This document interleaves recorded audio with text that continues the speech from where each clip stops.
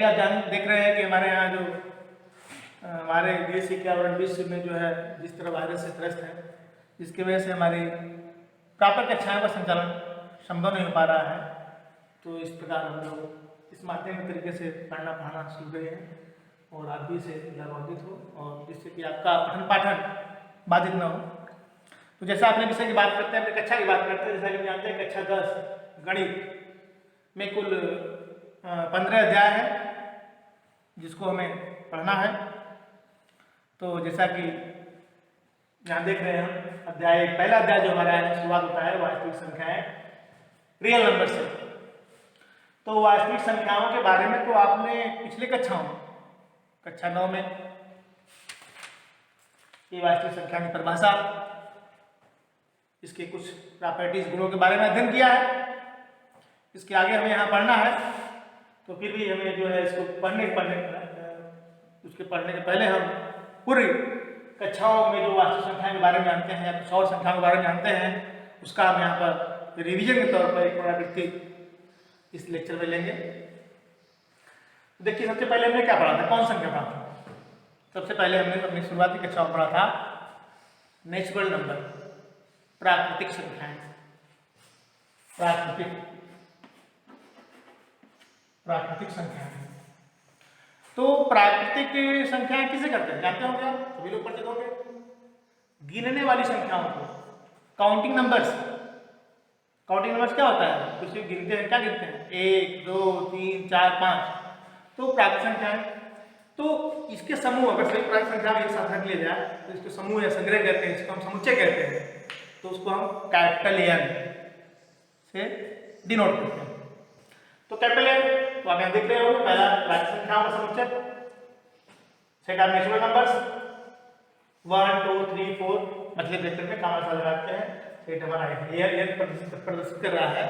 Set natural numbers, प्राकृतिक संख्याओं का समुच्चय। तो ये तो आपका शॉर्टकट आपको ध्यान रखने के लिए ऐसा सिंपल में दिया गया है। अगर आपको परिभाषा की बात करेंगे प्राकृतिक संख्या होती क्या है तो आप बताएंगे, क्या बताएंगे कि गिनने वाली संख्याओं को प्राकृतिक संख्या कहते हैं। याद कर लीजिए, नेचुरल काउंटिंग नंबर्स। ठीक, अगर इस नोटेशन में देखें आप, सबसे छोटी संख्या कौन सा है? देख रहे हैं, 1। आगे बड़ी संख्या है तो सबसे छोटी संख्या 1 होती है। सबसे छोटी प्राकृतिक संख्या 1 होती है।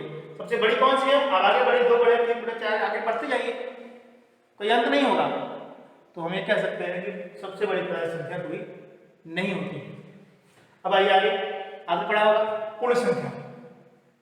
तो पूर्ण संख्या क्या होती है?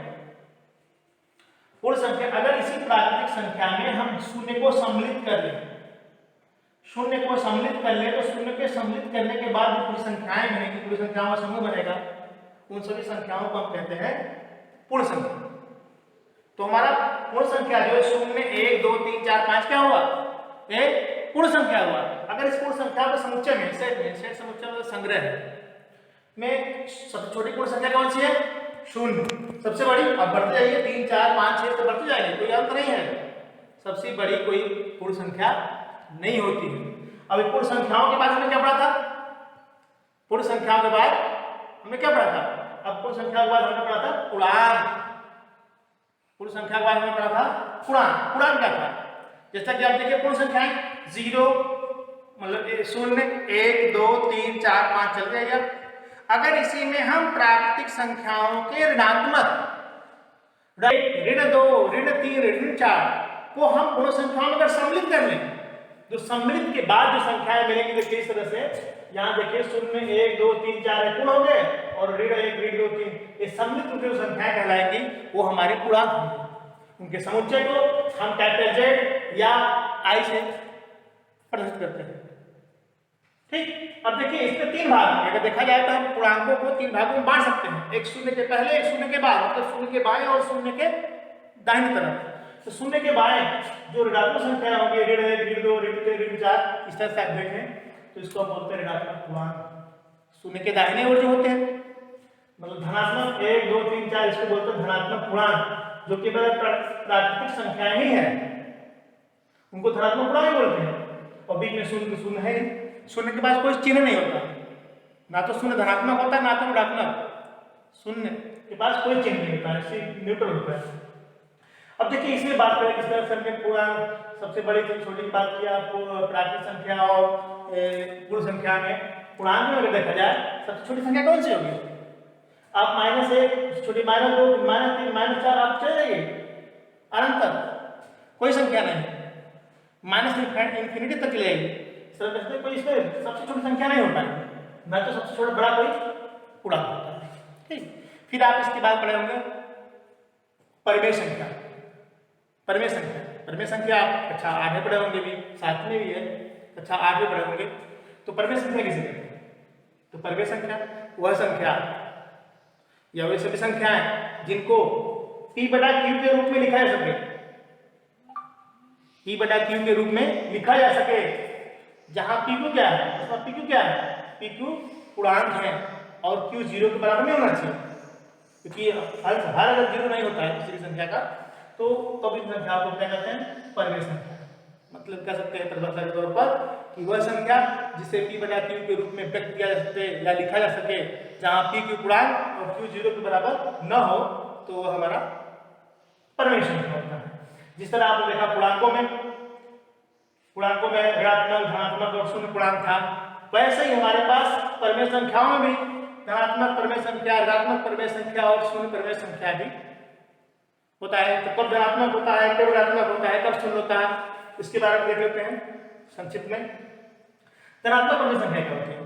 देखिए वह संख्या, हम जानते हैं कि परिमेय संख्या हमारा अंश और हर के रूप में आ गया, अंश और हर के रूप में आ गया, तो एक तरह से भिन्न के रूप में, लेकिन इसको भिन्न हम नहीं कहेंगे, क्योंकि जितने भिन्न है वो परिमेय होते हैं, लेकिन परिमेय संख्याएं भिन्न नहीं होते हैं, क्योंकि परिमेय संख्या और भिन्न की खासियत है कि भिन्न में निगेटिव नहीं होता, जबकि हमारा pq क्या है, इंटीजर्स है, पूर्णांक है, ऋणात्मक हो सकता है, तो हम नहीं करते। जितनी परिमेय संख्याएं हैं तो जरूरी नहीं कि वो भिन्न हो।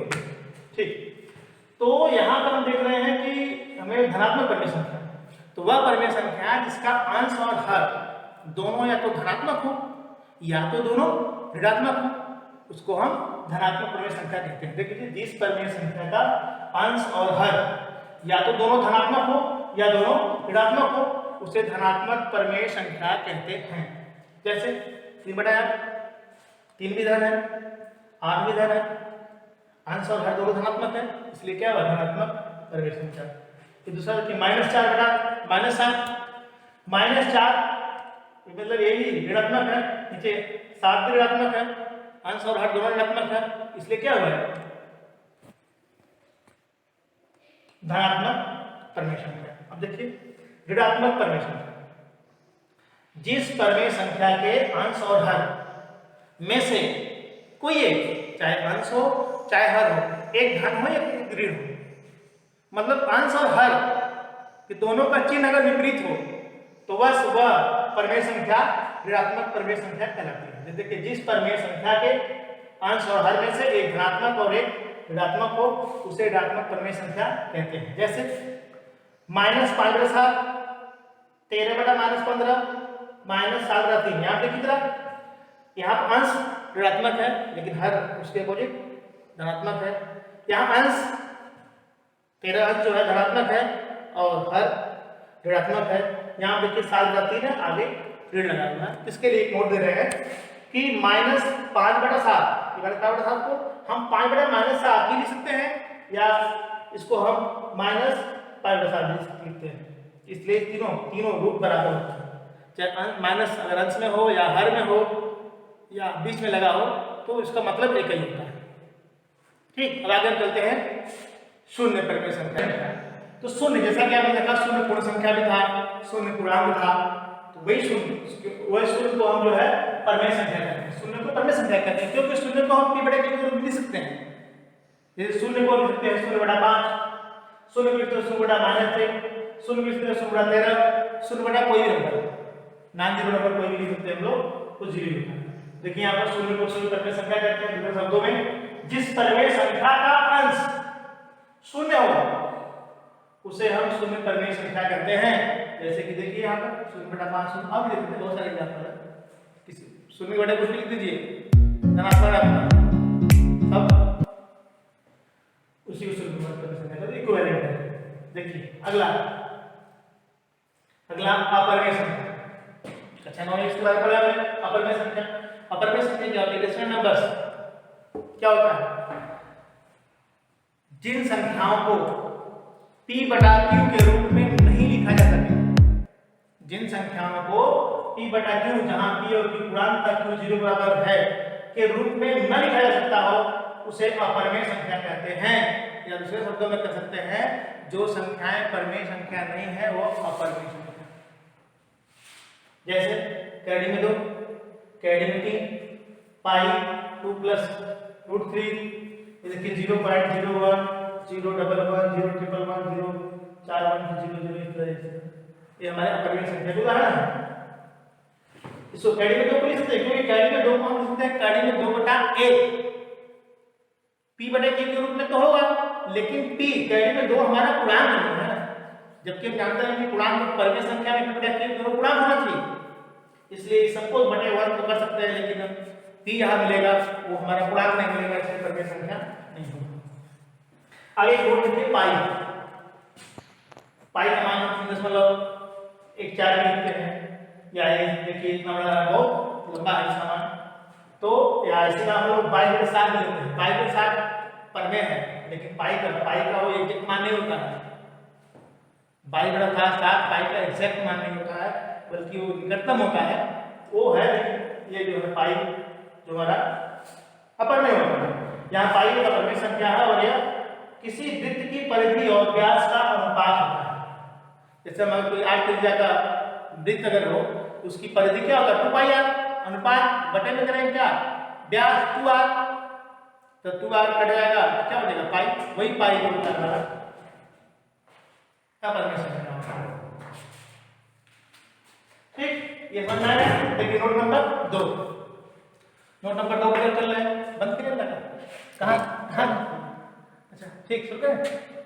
तो नंबर 2, यदि r एक अन्य संख्या और s एक अपरमेय संख्या है, तो r plus s, r minus s, r into s और r बाई s, r बटा s अपरमेय संख्याएं होती है।